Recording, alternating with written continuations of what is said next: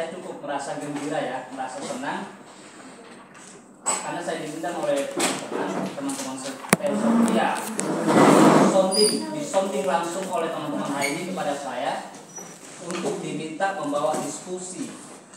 Nah ini soal diskusi yang sebetulnya ini diskusi ya, kalau bicara soal kajian itu kayak lebih kayak formal lah, kita diskusi bebas saja ya. Jadi akrab disapa Bung Rajid, saya orang Sulawesi. Tadi baru saja dibohongi Anda, sadar nggak? Oleh moderator. Oh Anda dibohongi tapi kalian diam. Dia menyebut bahwa dia akan memperkenalkan saya, tetapi dia hanya menyebut nama saya dan jabatan saya di HMI. Itu membohongi, itu hanya menyebut, tidak memperkenalkan. Sorry ya, saya menggunakan diksi itu ya, bukan berarti saya mengatakan kamu pembohong, enggak. Khawatir nanti ada gebetannya, wah ini diragukan langsung kan. Jadi memperkenalkan itu selalu mengandaikan dia lebih dalam. Tetapi memang kosakata kita keseharian perkenalan itu hanya sekedar nama, sebatas nama. Tapi kalau kita kerja secara serius, sebetulnya selalu mengandaikan sesuatu yang lebih jauh, lebih dalam, dan kadang-kala kompleks sebetulnya. Bicara soal mengenal, tidak terbatas pada persoalan nama. Nah ini relate dengan apa yang menjadi tema diskusi kita hari ini.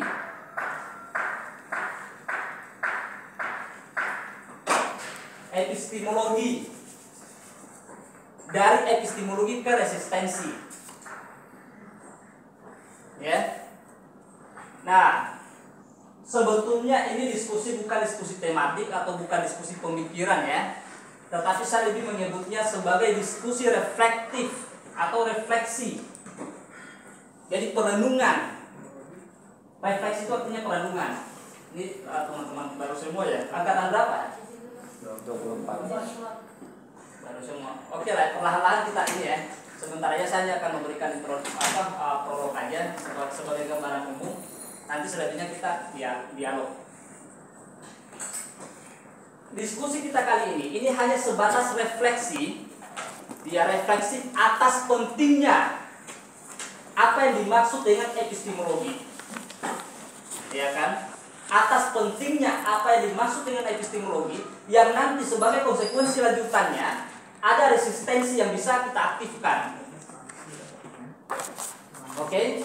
Nah, jadi ini pentingnya tema ini.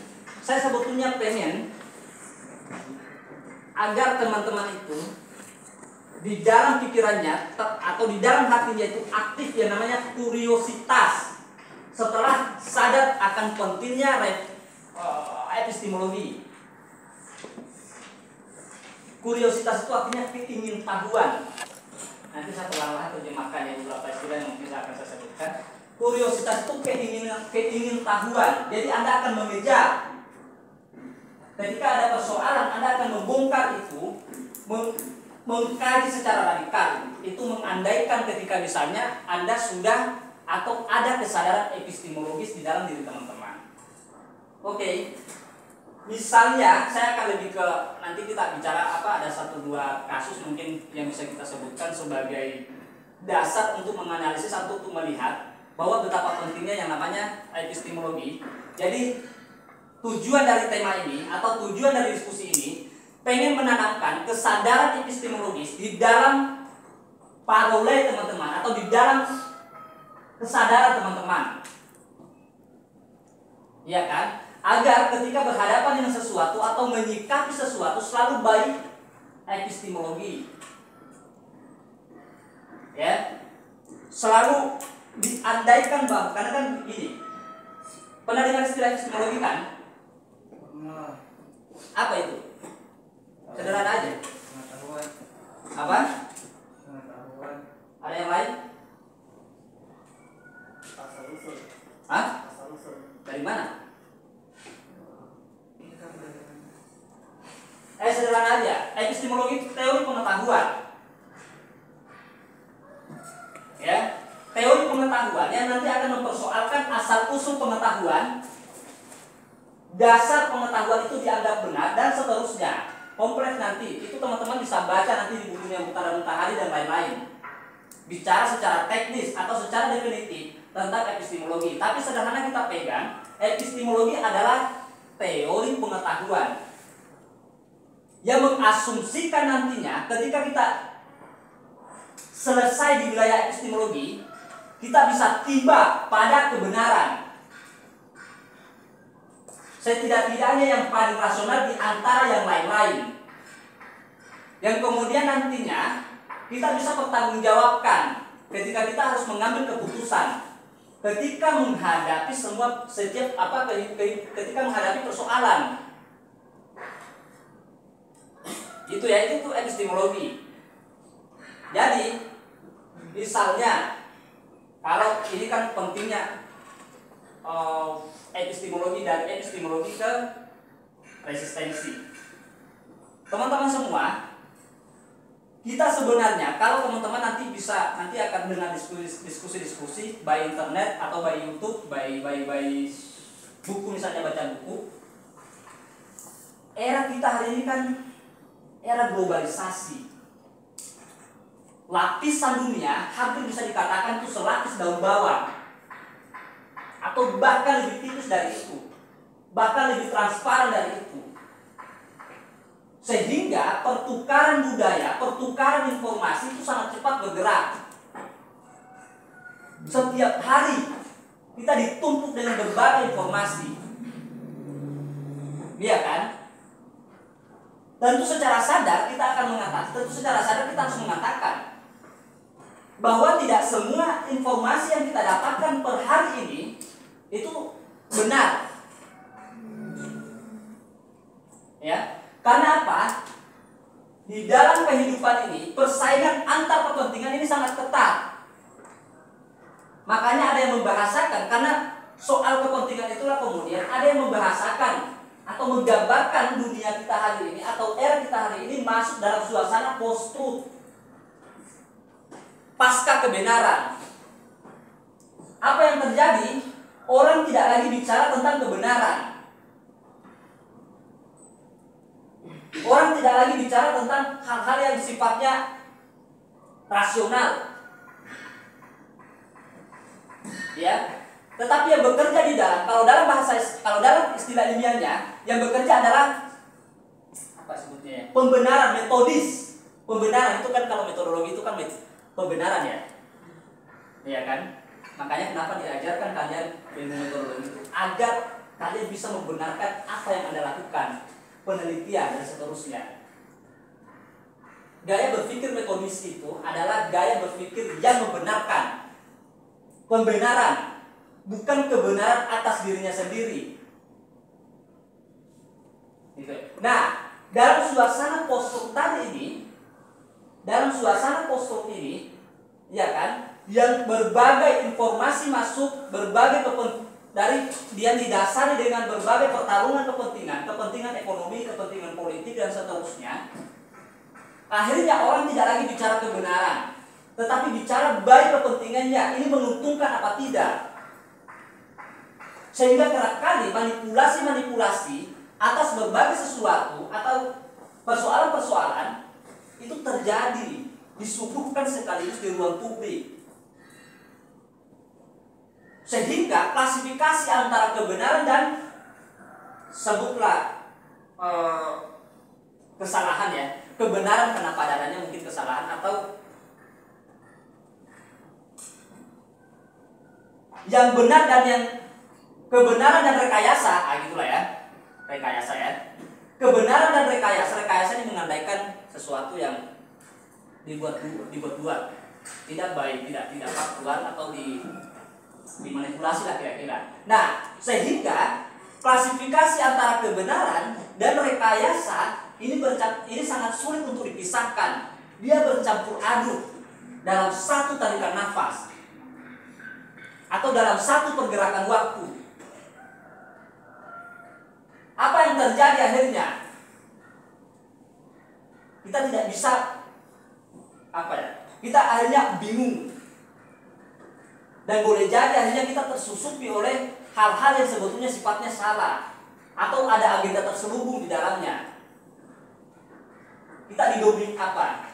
Misalnya ada agenda hegemoni penguasaan, toh, by media misalnya, karena media hari ini menjadi satu penentu pembentuk opini masyarakat, pembentuk opini teman-teman. Jadi apapun itu masuk, apapun masuk dianggap benar, karena banyak orang yang mencerita begitu, banyak media yang mempublikasi begitu, aja kita anggap benar. Apa yang terjadi? Konsekuensinya tentu panjang.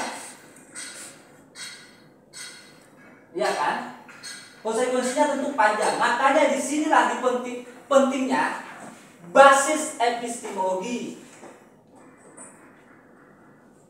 Disinilah pentingnya kesadaran epistemologi. Kenapa? Agar kita bisa menyaring, kita bisa menganalisis. Nanti variabel lain masuk. Tapi yang paling elementer ini, mendasar ini adalah epistemologi. Nanti ada juga hermeneutika masuk, nanti ada semiotika masuk, dan seterusnya. Tapi yang paling elementer itu adalah epistemologi. Toh? Karena di dalam epistemologi mengandaikan kita bertanya, ada pertanyaan, ada kuriositas. Mengandaikan kita akan aktif, terdorong untuk aktif, membongkar dan seterusnya. Karena ada prinsip dasar yang bisa kita pegang di dalam kesadaran epistemologi tentang apa yang disebut dengan kebenaran, standar kebenaran dan seterusnya. Nanti teman-teman bisa baca atau nanti kan dapat pelajaran itu ya. Sementara itu ada pertanyaan?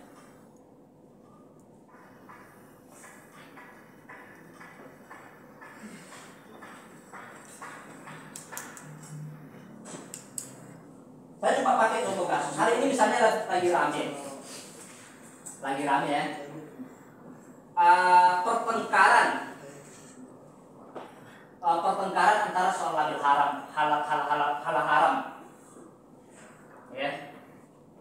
Jadi yang dipertengkarkan itu antara substansi dan nama di dalam persoalannya.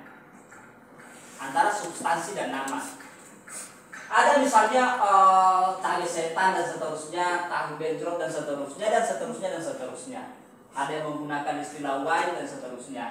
Lalu kemudian mendapatkan label halal dan itu dipersoalkan karena namanya tidak islami lah kira-kira gitu ya. Karena kan bicara soal halal ini kan kaitannya selalu ada nuansa Islamnya lah kira-kira gitu. Orang akhirnya kemudian bertengkar di ruang publik, difasilitasi oleh TV misalnya atau media-media untuk mempersoalkan itu. Nah, pertanyaannya misalnya itu sebagai contoh kasus dan coba kita misalnya analisa. Kira-kira kalau kita ajukan pertanyaan, mana yang lebih penting sebetulnya? Namanya atau isinya atau kandungannya atau unsurnya? Ya kan? Tapi orang mengatakan bahwa jangan remehkan kan sederhana kita akan mengatakan bahwa yang lebih penting isinya lah. Karena yang kita konsumsi namanya, isinya bukan namanya. Nama hanyalah sebatas di mulut. Sementara isinya masuk ke dalam tenggorokan dan masuk ke dalam perut dan nanti keluar lagi. Gitu ya. Bukan namanya. Tetapi kemudian nanti diajukan lagi. Ya kalau begitu kamu menganggap enteng nama, ya udah kasih aja nama anakmu Babi misalnya, mau nggak? Panggilnya, aduh anak saya di si Babi udah gede. Nah itu Pak, misalnya itu kan kalau kita misalnya dekati berdasarkan refleksi epistemologis, mana kira-kira yang akan kita terima? Coba misalnya ada yang memberikan pendapat lah.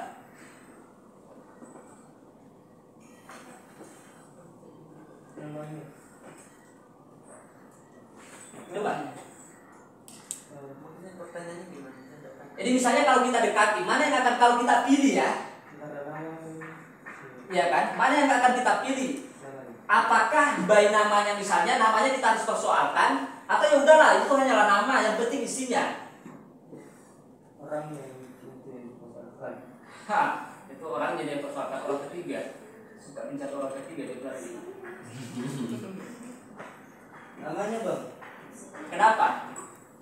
karena kan dari nama itu dengan cangkupi isi-isinya juga kan. Meskipun baik, kalau namanya tidak baik ya tetap dipandang tidak baik juga. Yang lain. Namamu siapa? Randi. Randi. Ya. Nama Randi itu bagus apa enggak? Apa artinya? Kehidupan. Kehidupan. Gimana menurut kalian? Bagus apa enggak ya? Iya, sebagian akan mengatakan bahwa yang terpenting sebetulnya namanya.